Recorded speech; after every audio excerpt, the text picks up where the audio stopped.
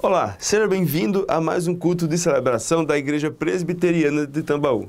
Hoje o pastor Tiago encerra a nossa série Retratos de Família. Vamos ver o que Deus tem a nos ensinar nas mais diversas etapas da vida do rei Davi. Que Deus fale profundamente ao seu coração. Boa noite, irmãos. A graça e a paz do nosso Senhor Jesus Cristo.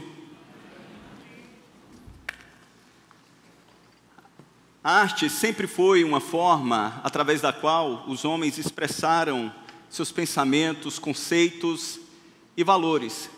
Dentre os diversos ramos da arte, a música é um meio comumente utilizado há milhares de anos, através da qual os homens expressam esses mesmos valores e conceitos. Me chamou a atenção duas músicas, uma do ano de 1961, composta por Frank Sinatra, com o título It Was a Very Good Year. A letra, ele faz uma reflexão acerca da sua vida, dizendo mais ou menos o seguinte: quando eu tinha 17 anos, foi um ano muito bom.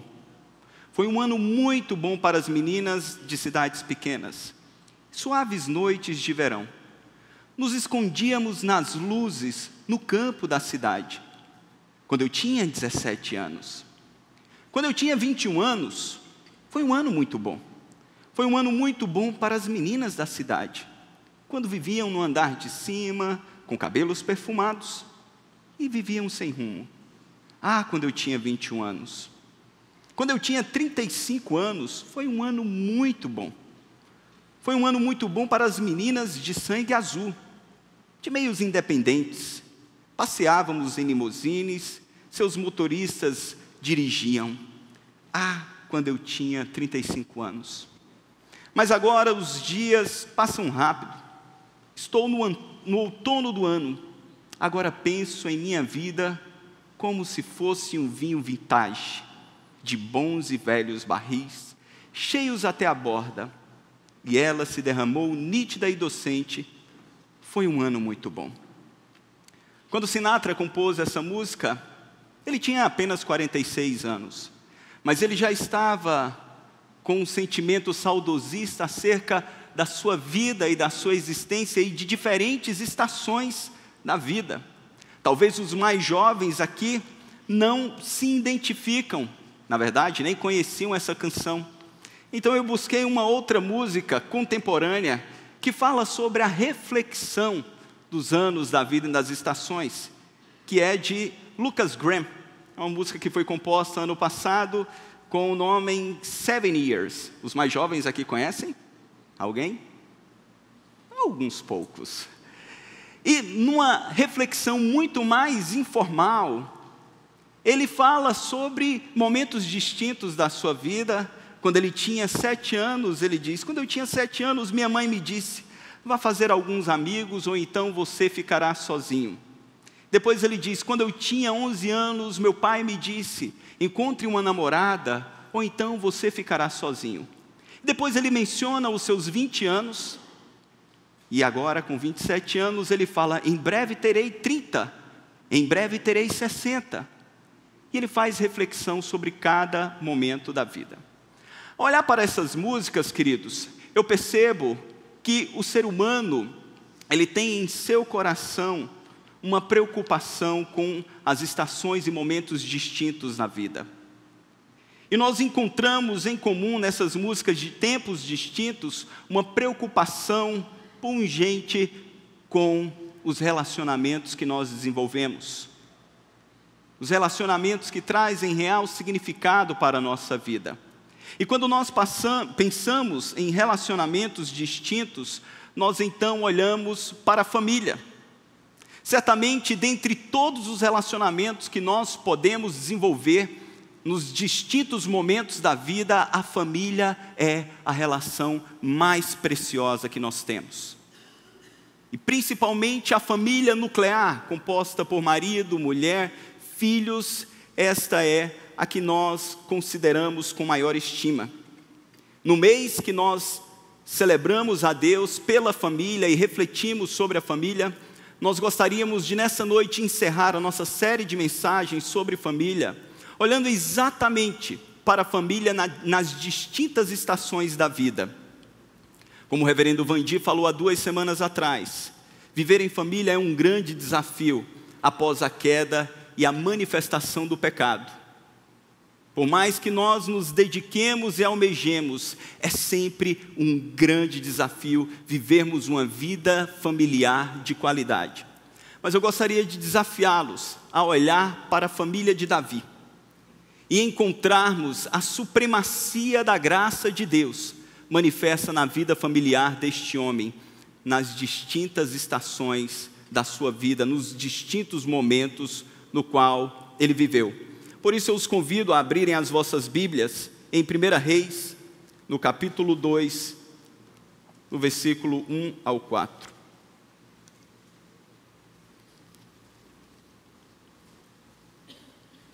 Todos acharam? Diz a palavra de Deus. Aproximando-se os dias da morte de Davi, deu ele ordens a Salomão, seu filho, dizendo: eu vou pelo caminho de todos os mortais. Coragem, pois, e sê homem. Guarda os preceitos do Senhor teu Deus, para andares nos seus caminhos, para guardares os seus estatutos, e os seus mandamentos, e os seus juízos, e os seus testemunhos, como está escrito na lei de Moisés, para que prosperes em tudo quanto fizeres, e por onde quer que fores. Para que o Senhor confirme a palavra que falou a mim, dizendo: se teus filhos guardarem o seu caminho, para andarem perante a minha face fielmente, de todo o seu coração e de toda a sua alma, nunca te faltará sucessor ao trono de Israel. Feche seus olhos, vamos orar mais uma vez. Supremo Deus, nós continuamos em Tua presença, neste instante em que Tua palavra foi lida, reconhecendo a nossa fragilidade e limitação, e incompetência pessoal de falar aquilo que está em Teu coração. Suplicamos a ação do Teu Espírito, para que através de nós, a Tua palavra seja comunicada ao coração de cada um dos Teus filhos que aqui chegaram necessitados em ouvir a Tua voz. Nós oramos no precioso nome de Jesus. Amém. Queridos, Davi, à semelhança de Jacó, Moisés e Samuel, ele teve o privilégio de fazer um discurso nos últimos instantes da sua vida. Privilégio este que muitos homens na Bíblia não possuíram, e muitos na história também não têm, porque muitos subitamente são tomados, não sabem o momento que vão partir. Mas Davi está dentre estes, que percebeu, sentiu o momento que antecedia a sua morte. Então, ele faz um discurso. Esses discursos na Bíblia, eles sempre são um momento de transição na história da redenção, quando Deus está simplesmente avançando a sua revelação no cumprimento do propósito de redimir a humanidade. Mas falando de um modo mais pessoal, certamente foi um momento de grande emoção para este homem. Depois de 40 anos de reinado, agora transfere o reinado e a autoridade para o seu filho Salomão. Um momento muito especial. Só que eu gostaria de guardar a análise desse texto, ou dessa passagem especificamente, para o momento final da nossa mensagem.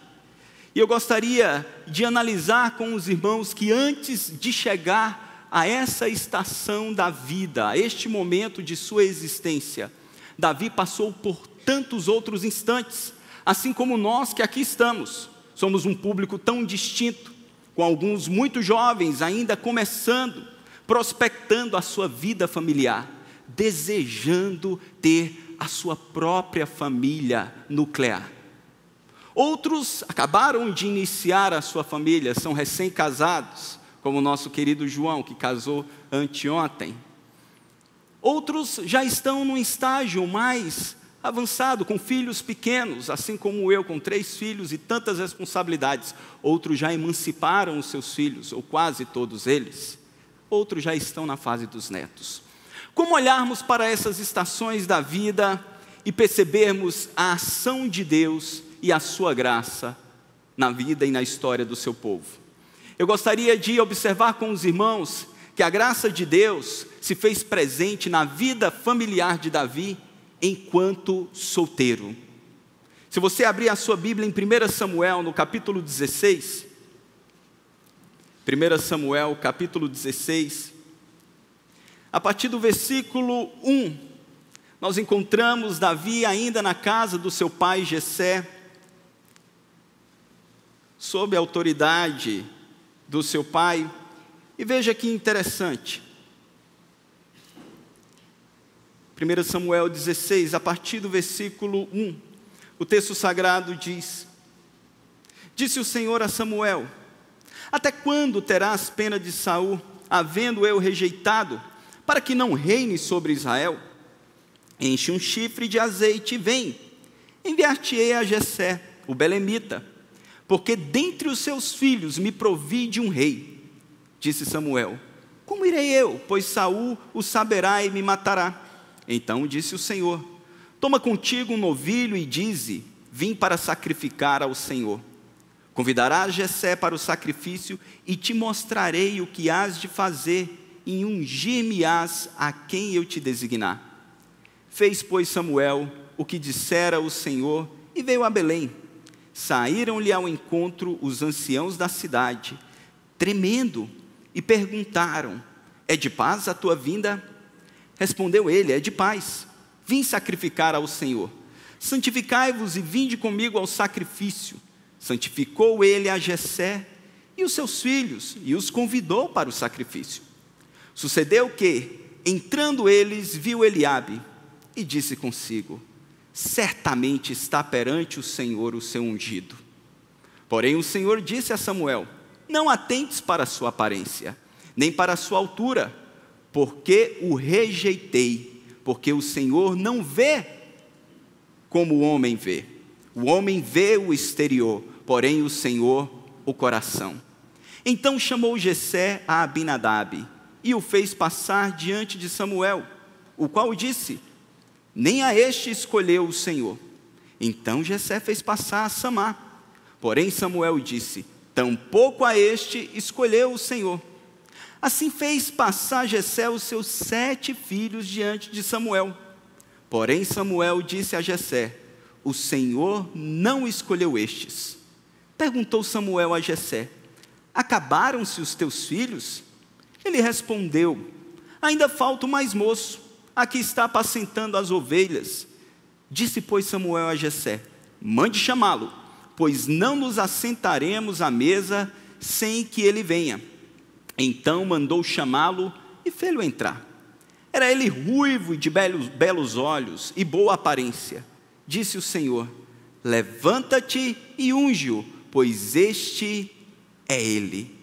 Tomou Samuel o chifre do azeite e o ungiu no meio dos seus irmãos. E daquele dia em diante, o Espírito do Senhor se apossou de Davi. Aqui nós retornamos ao início da monarquia judaica israelita. Os irmãos se recordam muito bem da história. Samuel foi o último dos juízes, no período de transição entre os juízes e a monarquia, quando o povo de Israel clama a ele pedindo um rei. O Senhor então permite que Saul assumisse o reino segundo o padrão do coração humano.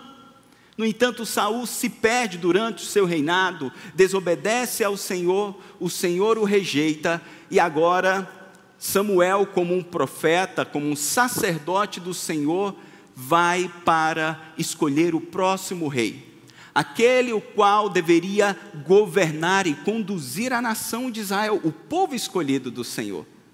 Samuel tinha uma posição de tamanha importância, que quando ele chega à porta da cidade, os sacerdotes temem, porque não era comum a sua visita. E então, ele chega na casa de um homem muito simples, dono de ovelhas, chamado Jessé. Era ali que ele deveria sacrificar. Era naquela simples família da tribo de Judá que Deus havia escolhido o futuro rei.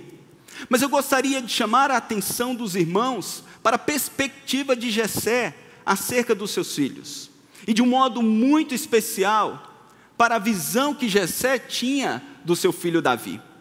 Os irmãos se lembram muito bem que quando as ofertas e os sacrifícios eram apresentados ao Senhor, principalmente as ofertas pacíficas, uma parte era queimada, outra parte era comida pela família. A família se sentava junto à mesa para comer. Todos os filhos deveriam estar ali presentes. E a pergunta que eu me faço é: por que Davi não estava junto com Jessé e os seus filhos sentados à mesa no momento do sacrifício? Quando então Samuel pede para que Jessé apresente, como nós acabamos de ler, ele vai apresentando cada um dos seus filhos, do mais velho, o mais forte, o mais robusto, aquele que tinha qualidades numa perspectiva humana que sobressaíssem.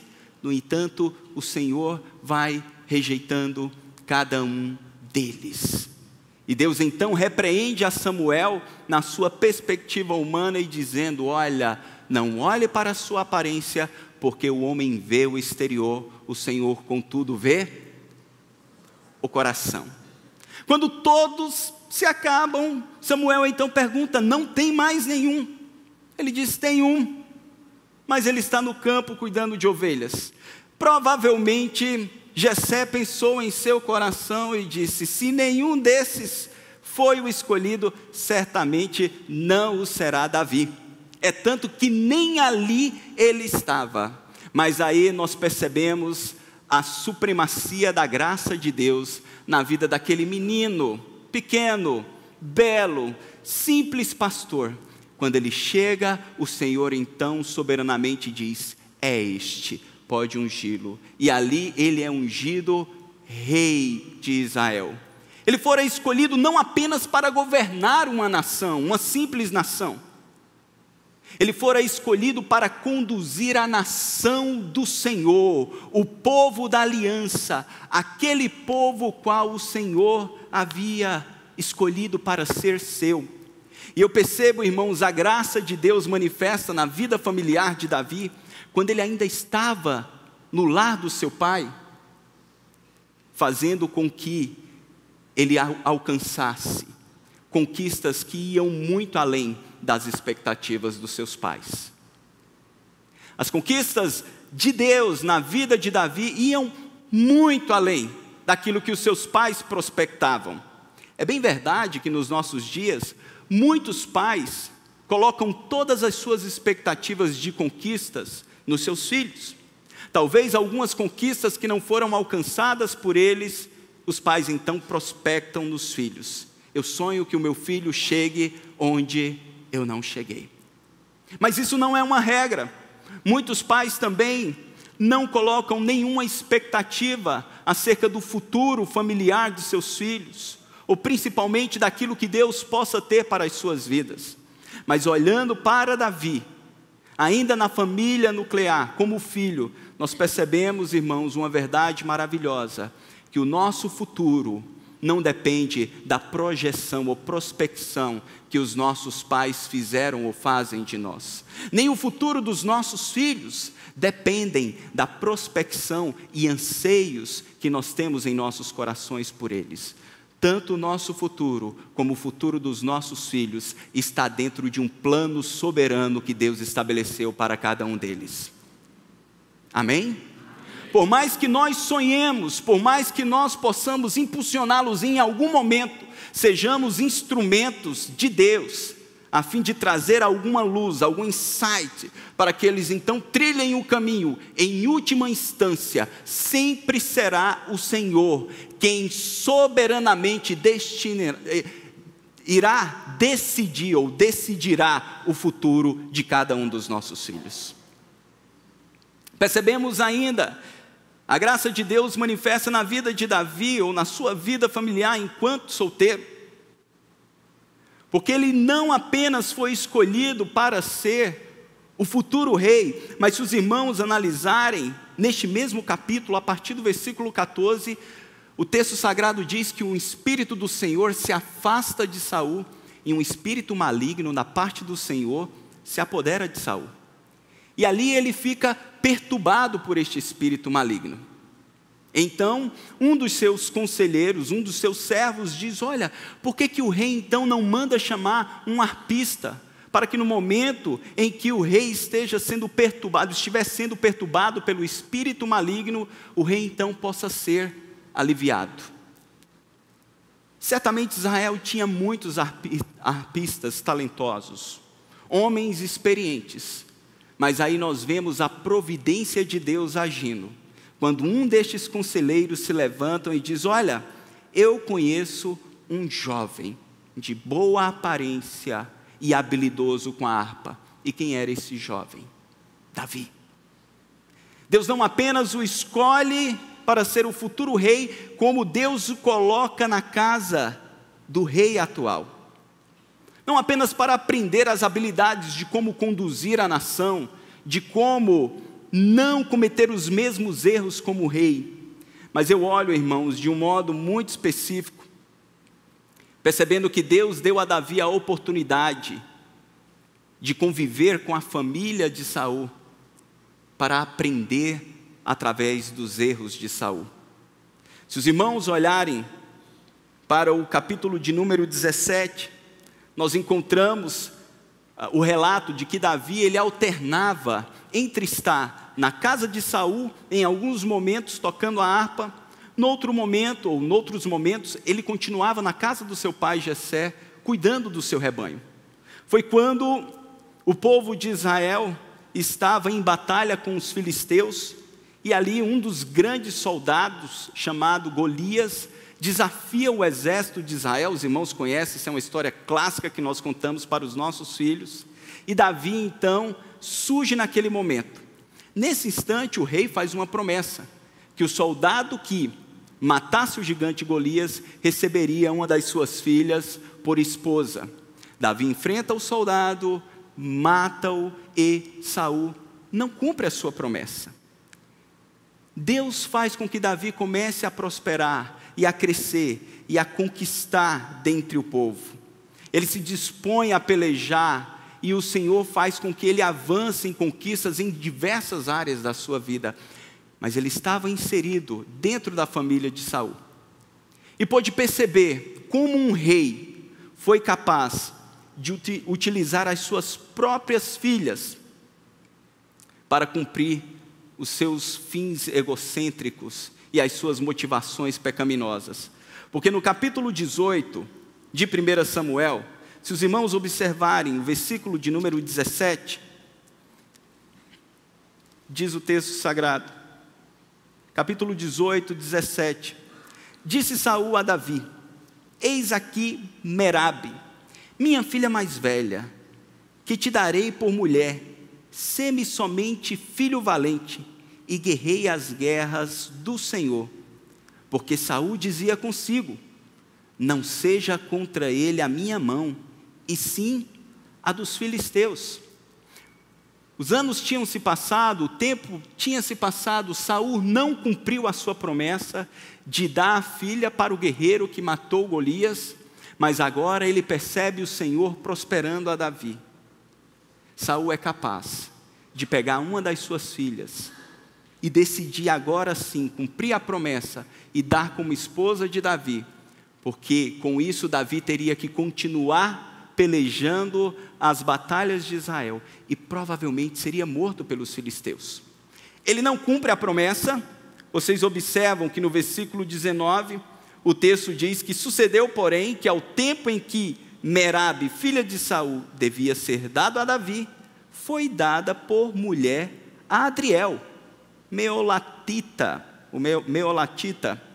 Observem, irmãos, ele não cumpre aqui, mas a partir do versículo 20, ele decide então dar Mical como esposa para Davi, com a mesma motivação. Ele queria que Davi fosse morto e estava usando as suas próprias filhas para este fim. Que pai é capaz de pegar aquilo que ele tem de mais precioso, que são os seus filhos, e usá-los como objetos para cumprir as suas motivações torpes? Saul era um homem assim, era um rei assim. E Davi estava convivendo com isso e percebendo isso. Mas, irmãos, nós devemos enxergar nesse cenário, na vida de Davi, uma oportunidade que Deus estava dando a ele em perceber como não conduzir a sua família, não educar os seus filhos, muito menos tratar os seus filhos. Deus nos dá a oportunidade de conviver com muitas famílias. Não apenas de observarmos as virtudes e qualidades das famílias com as quais nós convivemos, mas nós também observamos, eu sei que cada um observa, os defeitos e limitações que cada família possui. Não que queiramos, numa linguagem simplória, xeretar a vida daqueles com os quais nós convivemos, mas alguns defeitos são patentes, todos vêm. Alguns aqui até já disseram: ah, se fosse meu filho. Quem já disse isso? Diga amém. Quem já pensou isso? Diga amém. Ah, se fosse meu filho. Quando nós vemos aquele menino treloso se jogando no chão, rolando, gritando e esperneando, alguns dizem: pastor, eu sinto uma aflição e uma vontade de pedir ao pai que me empreste só por 10 minutos, só para eu dar um corretivo e depois eu devolvo. Mas, irmãos, a oportunidade que Deus nos dá de convivermos com outras famílias, com os filhos, com a educação e com os problemas que surgem, eles não servem apenas para nós criticarmos e apontarmos. Essas oportunidades são fruto da graça de Deus. Principalmente para você solteiro, para você que não tem filhos, para que aprendamos com os erros alheios, a como não fazer, como não conduzirmos, onde não errarmos.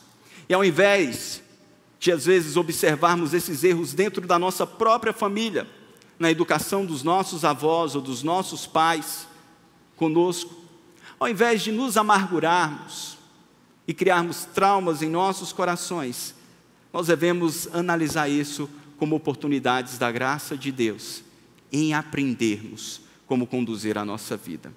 Mas a vida familiar de Davi avança, e quando nós olhamos agora para 2 Samuel, e você vai sair de 1 Samuel, e vai para 2 Samuel, no capítulo 11, nós já encontramos Davi, um homem casado. Se você chega de modo mais específico no capítulo 10, nós leremos o 11, mas até o capítulo 10, até essa altura, irmãos, Davi estava casado, tinha filhos e filhas. Ele já tinha filhos com 6 mulheres diferentes. Os irmãos observem que a poligamia era uma prática permitida no Antigo Testamento. Era um homem que Deus havia prosperado em todos os aspectos da sua vida.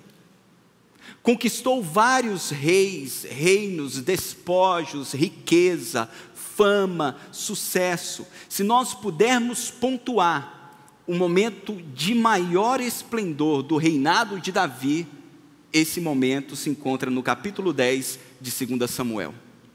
Ele havia prosperado em tudo, ele já tinha a sua própria família nuclear, ele já havia observado os erros de Saul como rei, e não apenas como rei, mas como pai, e agora era o momento dele conduzir a sua própria família, as suas esposas e os seus próprios filhos.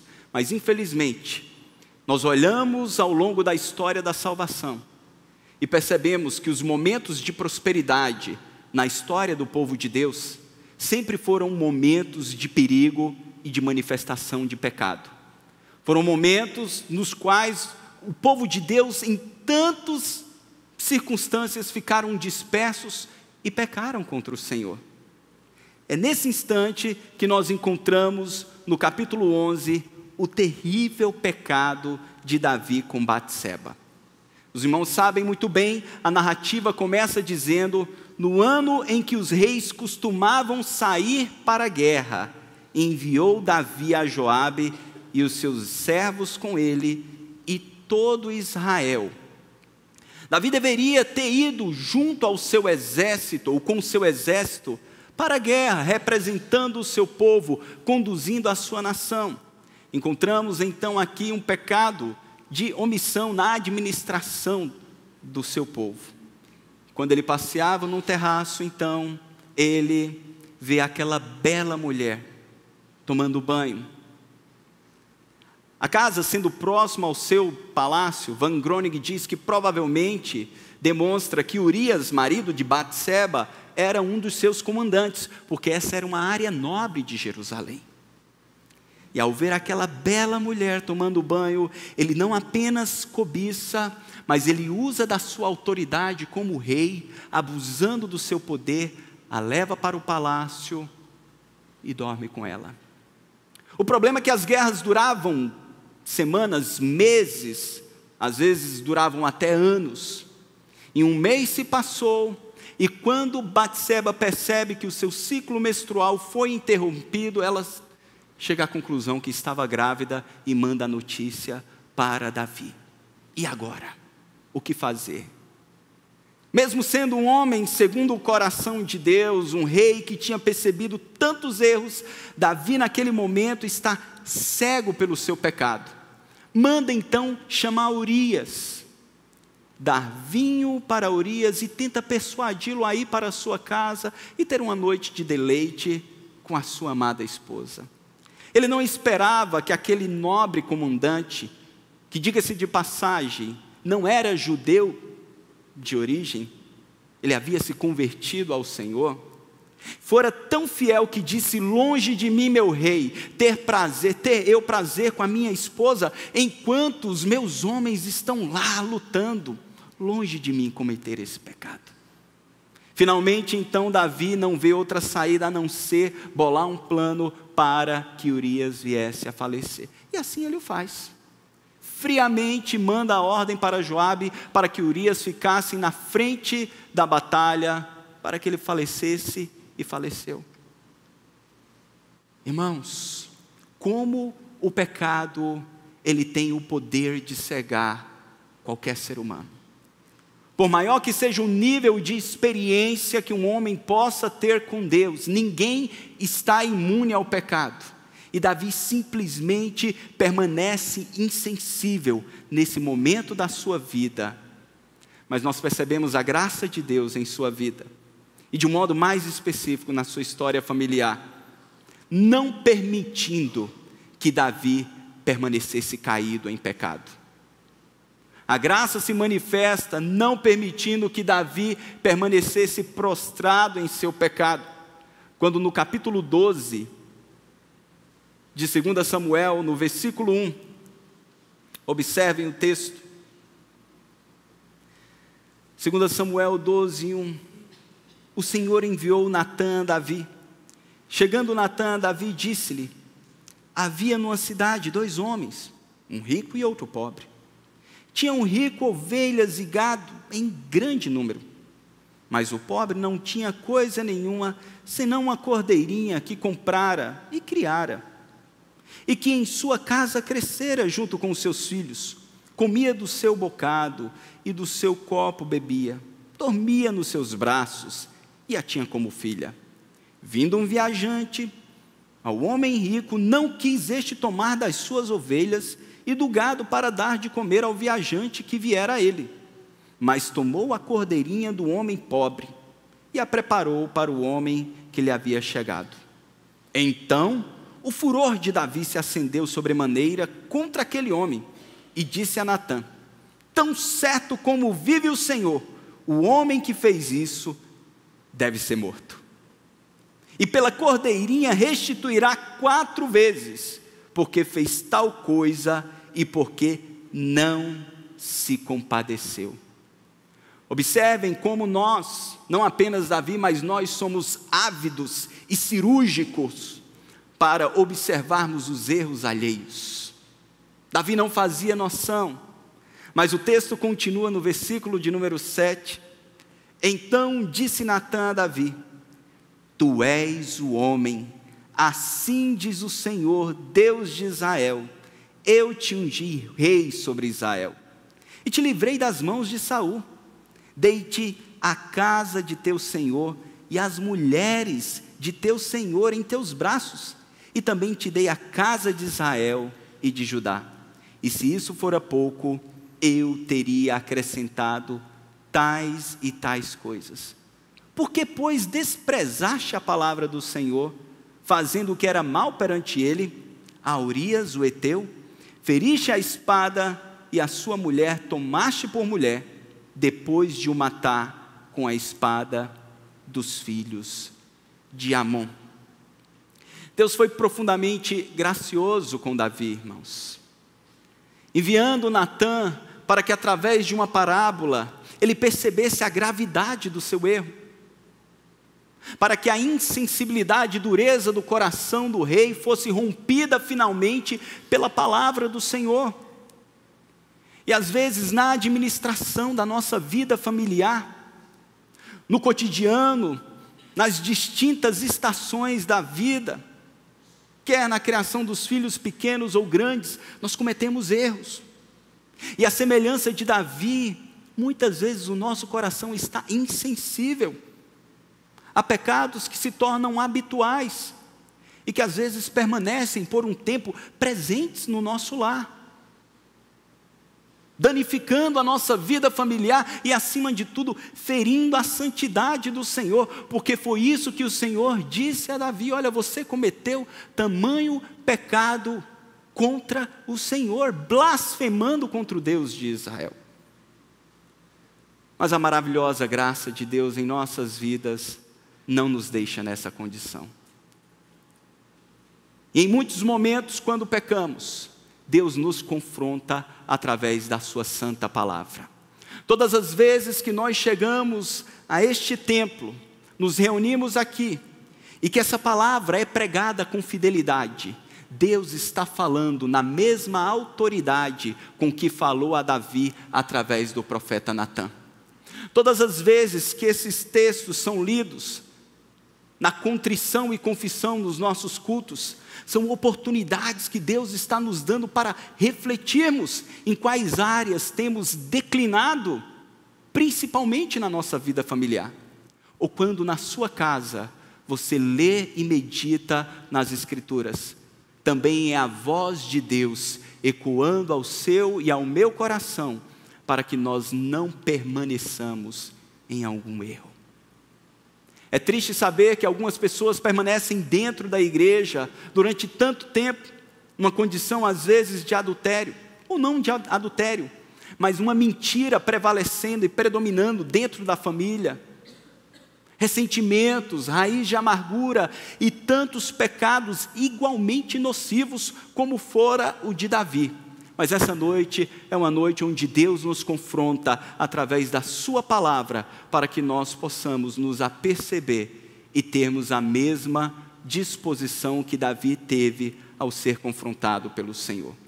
Percebemos ainda nessa circunstância que, enquanto casado, Deus não apenas não permite que Davi permaneça no pecado, como Deus também o disciplina. A disciplina do Senhor se manifestou na vida de Davi, a fim de que a graça de Deus não fosse banalizada, não fosse tratada com desprezo. Se você olha o versículo 10, de onde nós paramos, do capítulo 12, no versículo 10, o texto sagrado diz: agora, pois, não se apartará a espada jamais da tua casa, porquanto me desprezaste e tomaste a mulher de Urias, o heteu, para ser tua mulher.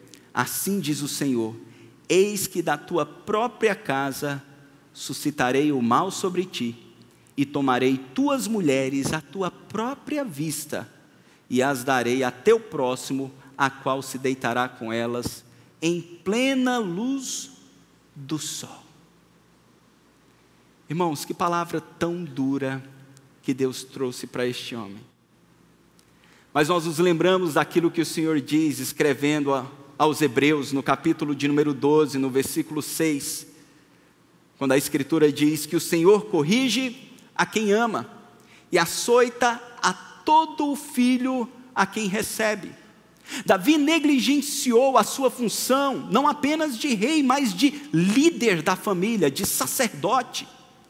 Ele era o responsável por conduzir fielmente suas esposas e os seus filhos. Ele não apenas negligencia, como comete adultério, comete um homicídio. Deus o confronta e diz: agora, Davi, eu irei te disciplinar. Na tua própria casa eu vou suscitar o mal. Deus poderia ter trazido um juízo relacionado à sua vida profissional, ao seu reinado, mas o seu pecado atingiu diretamente a família, e a consequência veio diretamente na sua vida familiar.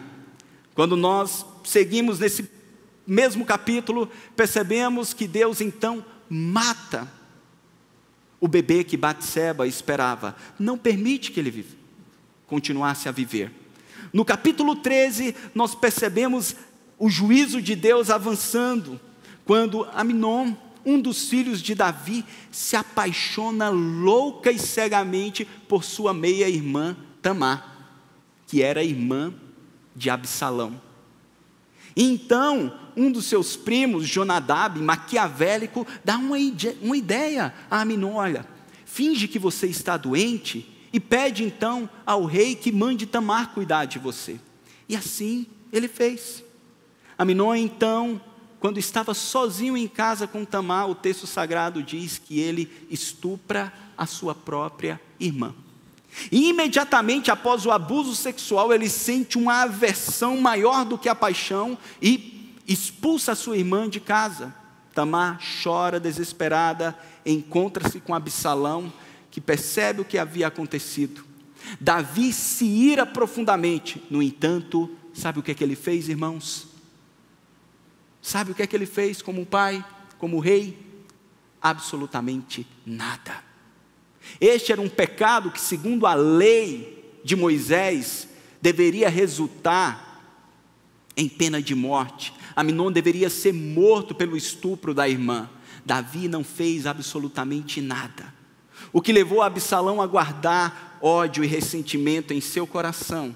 E 2 anos depois, Absalão elabora um plano, faz uma festa, convida todos os seus irmãos, pede a Davi que permitisse a presença de Aminon, e quando todos estavam reunidos na festa, então Absalão mata o seu irmão na frente de todos os demais.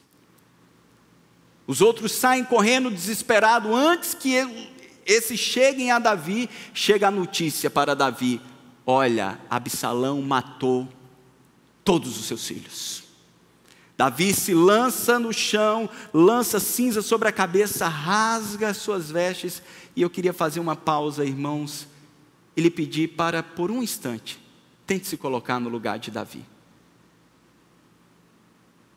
Tente se colocar no lugar daquele homem que conhecia o Senhor, que era o rei da nação, e que agora recebera a notícia que um dos seus filhos matou todos os outros. Era uma dor inimaginável. Apenas aqueles que já tiveram a dor de perder um filho podem, de longe, mensurar numa perspectiva diferente. Até que então um mensageiro chega e diz: olha, meu rei, não se aflija, apenas Aminon foi morto. Davi se indigna e manda então irem à procura de Absalão, que foge. Foge, durante 3 anos se esconde do seu pai, e o seu pai o procurava para que ele pagasse pela morte do seu filho. Perceba aí a parcialidade de Davi. Enquanto ele não fez nada para punir Aminon, agora ele procurava Absalão para punir pela morte do seu irmão, pelo assassinato. Possivelmente isso cultivou ainda mais ressentimentos e amargura no coração daquele jovem. Até que depois de 3 anos, com a ajuda de Joabe, ele volta a Jerusalém. O pai não falava com ele ainda, mas um tempo ele volta a se relacionar com o pai. E vocês vão observar lá no capítulo 15, nós não leremos, que depois disso, que Absalão está na presença do pai, ele conspira contra o próprio pai. Ele vai para a porta de Jerusalém, e quando as pessoas chegavam de outras cidades para se encontrar com Davi, ele, conjecturando o texto, diz: olha, o rei é um homem muito ocupado. Ah, se eu fosse rei em Israel, certamente eu julgaria a causa de todos. E quando as pessoas chegavam para se prostrar diante dele, ele então estendia a mão, abraçava e beijava. Ele fez isso por 4 anos, e em 4 anos, as escrituras dizem que ele ganhou o coração dos homens de Israel. E ali então, o seu plano de conspirar contra o pai é executado. Ele vai para Hebrom e envia mensageiros para todas as tribos, para que no momento específico os homens tocassem a trombeta e dissessem: Absalão é rei em Hebrom. O filho usurpa o trono do próprio pai. Então, se nós recapitularmos, depois do seu terrível pecado, nós encontramos a morte de um bebê, nós encontramos o estupro de uma filha pelo próprio filho, nós encontramos o assassinato de um filho pelo próprio filho, e nós encontramos agora o roubo do seu trono e a traição por um próprio filho. Se a história de Davi se findasse aqui, nós poderíamos dizer que certamente ele foi um dos homens mais miseráveis numa perspectiva familiar, um dos homens mais infelizes. Mas, irmãos, nós devemos enxergar essa manifestação na vida de Davi como uma correção de Deus, para que o temor que era manifesto no coração daquele jovem menino, que amava o Senhor e tinha zelo pelo Senhor, o temor que fora perdido ao longo dos anos, fosse restaurado em seu coração. Às vezes, catástrofes, perdas e dores profundas se manifestam na nossa família. Nós temos muitas pessoas aqui que passaram por isso ou estão passando. Nem sempre essas catástrofes são consequência de um pecado. Às vezes fazem parte de um plano soberano de Deus, mas de nos redimir do pecado que ainda habita em nós, sabendo que todas as coisas cooperam para o bem daqueles que amam a Deus. Deus usa circunstâncias calamitosas na família para nos levar para mais perto dele. Amém? Deus usa o caos para nos conduzir para uma vida de maior dependência. Mas de um modo muito específico, ao olharmos para Davi, também somos lembrados que em algumas circunstâncias e lutas que enfrentamos como família, são correções de Deus em algumas áreas, em alguns ajustes que precisam ser feitos. Isso não pode ser perdido. Como família da aliança, nós cremos na graça que nos redime, mas essa mesma graça que nos redime nos santifica, nos conduz à santificação. E era neste momento em que Davi foge de Jerusalém, que muitos homens olhavam para ele e diziam: olha, não tem mais solução, eis um derrotado, eis um fracassado, eis um homem no qual ou para quem não há mais esperança. Foi nesse exato momento que Davi escreveu o Salmo 3. Eu os convido a abrirem no Salmo 3.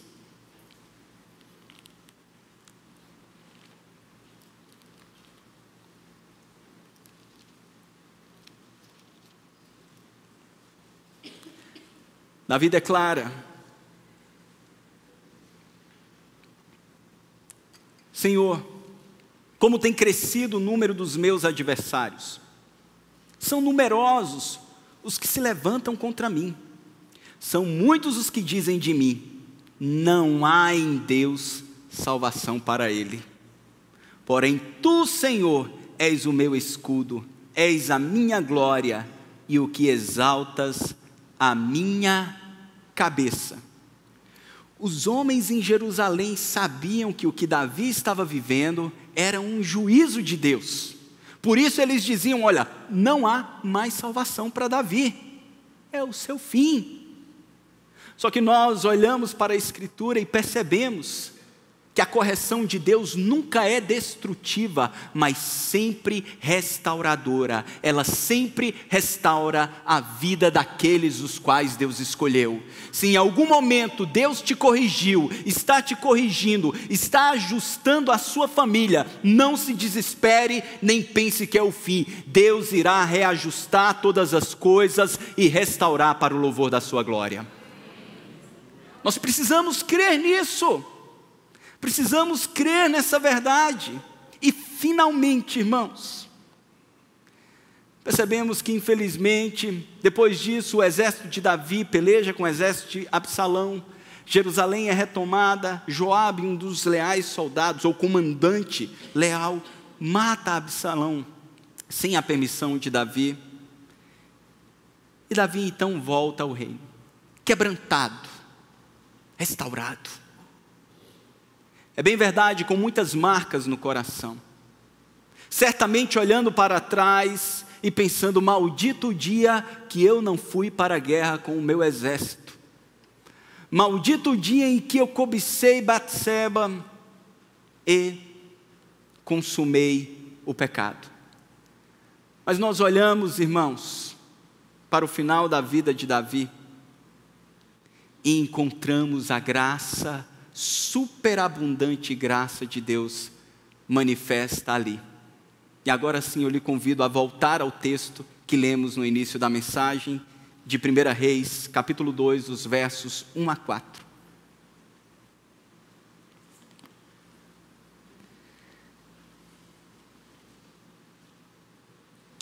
A graça de Deus, depois de tantos eventos que certamente dariam 10 pregações ou mais, que nós simplesmente mencionamos, aqui está Davi no fim da sua vida, depois de ter vivido tudo isso, entre erros e acertos na administração da sua família. Nós percebemos que Deus se manifesta graciosamente, lhe concedendo autoridade para aconselhar Salomão. Lhe concedendo autoridade para aconselhar Salomão. Quando ele chega para Salomão, irmãos, no versículo 2, e diz: eu vou pelo caminho de todos os mortais. Coragem, pois, e ser homem. Essa era uma declaração muito comum que os reis davam aos seus filhos quando estes iam para a guerra, pelejar e representar então o reino. Mas, irmãos, quem era Salomão? Certamente Salomão cresceu ouvindo dentro do próprio palácio como a relação de Davi, seu pai, começou com Batseba, sua mãe. Muito provavelmente ele foi alvo de críticas, ou numa linguagem atual, de bullying. Salomão conviveu com todo o cenário e ainda quando pequeno viu todas essas desgraças se manifestarem. E ao receber este conselho de Davi, dizendo para que ele tivesse coragem, ele poderia se lembrar muito bem no dia que o seu pai não teve coragem e fugiu de Jerusalém, quando soube que Absalão foi coroado. Quando ele ouviu a palavra do seu pai dizendo: "Sê homem, seja homem", ele poderia muito bem se lembrar dos momentos nos quais o seu pai não agiu como um homem de Deus.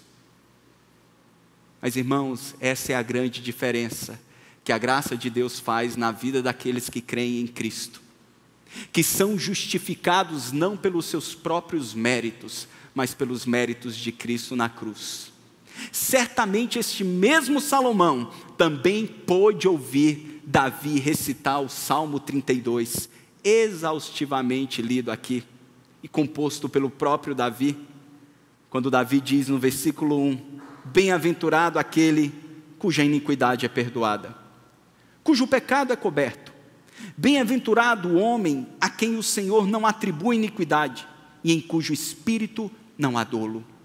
Enquanto calei os meus pecados, envelheceram os meus ossos pelos meus constantes gemidos todo dia, porque a tua mão pesava dia e noite sobre mim e o meu vigor se tornou em sequidão de estio.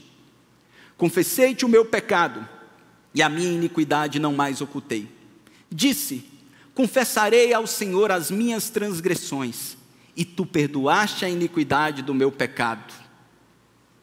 Salomão pôde ver as verdades dessa palavra aplicada na vida do seu próprio pai. E Deus graciosamente se manifesta na vida de Davi nos seus últimos dias, lhe concedendo a autoridade para aconselhar os seus filhos, mesmo tendo falhado como pai. Nem todos aqui nasceram num lar cristão. Nem todos aqui tiveram o privilégio que eu tive de ser alcançado por Cristo aos 15 anos de idade. Alguns já foram alcançados pelo Evangelho com os seus filhos criados.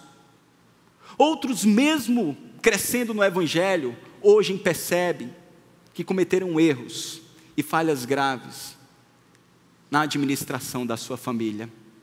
Mas eu gostaria, irmãos, de encorajá-los nessa noite, dizendo que a graça de Deus em Cristo Jesus nos permite, ainda no fim da vida, no apagar das luzes, não importa os erros que tenhamos cometido, admoestarmos os nossos filhos no temor do Senhor, com a autoridade que a palavra de Deus nos dá.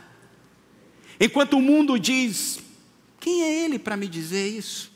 É muito comum filhos que olham para o exemplo dos seus pais declararem isso. Que autoridade ele tem para me falar, para não fazer isso? Mas aí, nós olhamos para a palavra de Deus e nos lembramos do apóstolo Paulo, ao declarar: crucificado estou com Cristo, não mais vivo eu, mas Cristo vive em mim, e a vida que vivo na carne, vivo pela fé no Filho de Deus, que me amou e se entregou por mim. Cristo vive em nós, como pela fé viveu no coração de Davi, a ponto deste Davi ter a autoridade para instruir os seus filhos. Por isso, pais, não olhem para o passado com profunda amargura, se você creu na obra de Cristo e confessou os seus pecados. Admoeste os seus filhos ou os seus netos no temor do Senhor, crendo que a autoridade primária não vem dos nossos lábios, que são falhos, tão falhos quanto o de Davi, mas a autoridade primária vem da palavra de Deus, para aplicar-se ao coração dos nossos filhos. E finalizo, irmãos, dizendo que a graça de Deus se manifestou sobre a vida de Davi no último instante, fazendo com que o sucessor do trono fosse Salomão, filho de Batseba. De uma relação que começou errada, de uma relação que começou com um adultério, que começou com um homicídio odioso. Deus soberanamente faz com que dessa relação nasça um filho, não aquele filho da gestação que morreu, mas outro filho, e o nome desse menino foi Salomão, ou Gedidias, que significa, sabe o quê? Amado do Senhor, ou aquele a quem o Senhor ama. E este menino seria aquele que sucederia a Davi no trono, e não apenas isso, ele seria aquele de quem o Redentor, o Filho de Deus, seria descendente. E quando nós olhamos para Mateus, no capítulo 1, no versículo 6, quem nós encontramos na genealogia de Jesus? Batseba. Aquela que cometeu um terrível adultério, está presente na genealogia daquele que é o Senhor dos céus e da terra, Santo Deus, mas o Deus de toda graça. E eu finalizo declarando, irmãos, que não importa a magnitude dos erros que nós tenhamos cometido, infelizmente, eles são danosos, e às vezes nos trazem consequência. Mas eu quero dizer que a história dos nossos filhos, ou dos filhos dos nossos filhos, não estão, ou não é refém dos nossos erros e falhas. Nós não cremos numa maldição hereditária, como muitos atribuem por aí.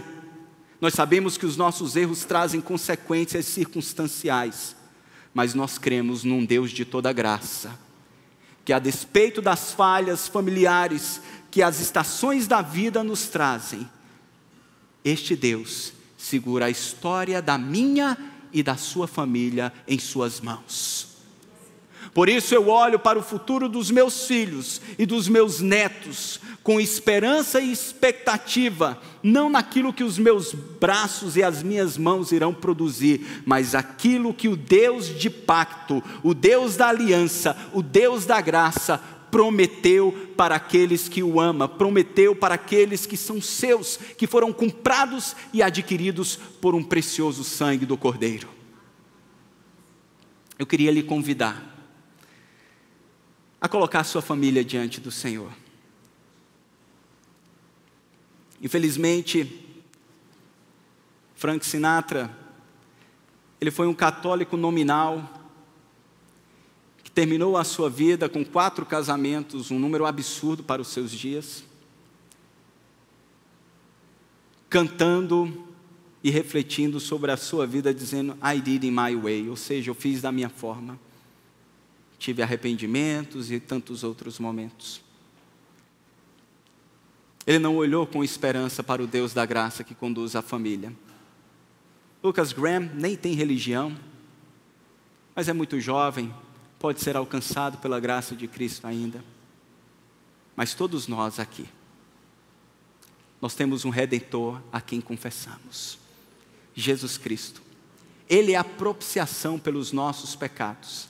E não apenas pelos nossos, mas pelos do mundo inteiro. Coloque a sua família diante deste Deus de toda graça.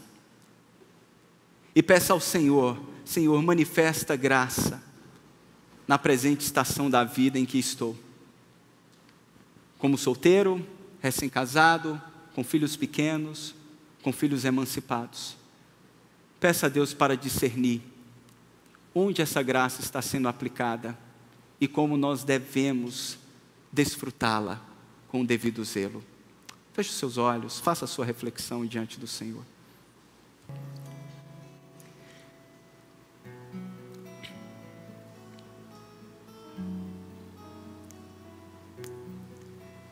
Eu queria lhe convidar a se colocar de pé nessa hora. Nós finalizamos este mês de oração, súplica, reflexão sobre a família. E as nossas famílias que são recipientes da graça de Deus, coloque a sua diante do Senhor agora. Se você se identificou com alguma estação ou algum momento da vida de Davi, diga, Senhor, alcança a minha família e o meu lar com a tua graça. Ajuda-me a aprender com erros alheios. Ajuda-me, Senhor, a não permanecer nos erros em que estou. Ajuda-me, Senhor, a romper com as minhas fraquezas e limitações. Ajuda-me, Senhor, a não ser consumido pela culpa, se cometi erros no passado e não sei administrar isso na relação com os meus filhos e netos hoje. Ajuda-nos, Senhor. Nós estamos em Tua presença, glorioso Deus, Deus de toda graça. Deus que manifesta o Teu amor supremo sobre a história dos Teus filhos, daqueles que estão sob a aliança. Te louvamos, ó Deus, pela vida de Davi, homem segundo o Teu coração.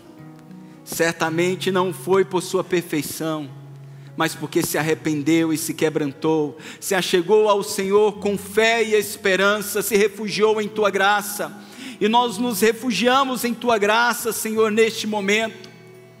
Coloco cada um dos Teus filhos, cada família representada, a minha família, todas as famílias desta igreja, e nós suplicamos, ó Deus, ser gracioso com cada um dos Teus filhos. Ajuda-nos, Senhor, a discernirmos devidamente o que vivemos, como devemos viver, como aproveitar cada oportunidade.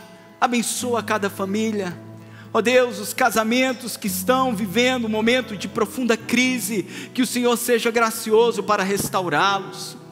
Aqueles que saíram, Senhor, quem sabe recentemente de uma relação, e estão se recuperando, que eles percebam a graça do Senhor também, apontando para a restauração, para o perdão, para a misericórdia.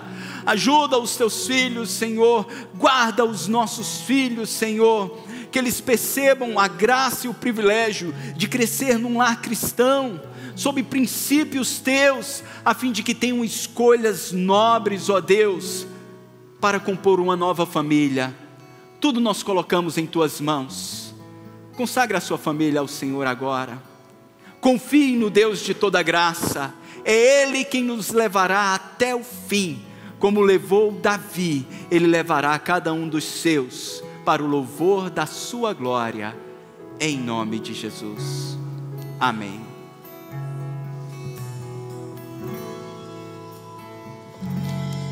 Vamos cantar todos essa música. Teus olhos revelam que eu nada sou nada sem ti, ó fiel Senhor. Tu sabes de mim quando sondas meu coração, e tudo podes ver bem dentro de mim. Diga, leva, Senhor. Leva minha vida a uma só verdade, pois quando me sondas, nada posso ocultar. Diga, eu sei. Sei que a tua fidelidade leva minha vida mais além do que eu possa imaginar. Eu sei e não posso negar que os teus olhos sobre mim me enchem da tua paz. Vamos encerrar só a igreja cantando. Eu sei. Eu sei que a tua fidelidade leva a minha vida mais